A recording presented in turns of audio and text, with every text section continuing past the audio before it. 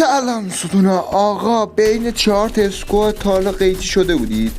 بچه یکی از این انمیا رو زدم، اودنشو برداشتم، یاراش با چه سرعت اومدن از اون برم. 2 تا اسکواد دیگه اومدن بچه، این اودنه نبود یعنی مرده بودیم دیگه ما بچه، همینجوری دم به دقیقه تیر میزدن، پره همشون ریخته بود. تو بابا یکی میگفت چیتر، یکی میگفت نتش خوبه، ناکن اینو داخل ماشین زدم، ماشینش هیچ صدمه ندید، یعنی صد. بچه بازی همشون هم خیلی خوب بود، مجبور شده بودیم اینجا یعنی دم به دقیقه یارمون رو میزدن بلند میکنیم، پراش ریخته بود. با گفت چند نفر اینجا بابا گفتیم نمیتونیم تکون بخوریم. بچه دونه بدونه یارمون رو دادن که در آخر مجبور شدیم یکم عقب بکشیم. بچه این اودنه خیلی خفن بود، اتچمنتش نمیدونم بتونم بگیرم اینا بذارم براتون، فقط عشق کنید بچه، خیلی خفن بود.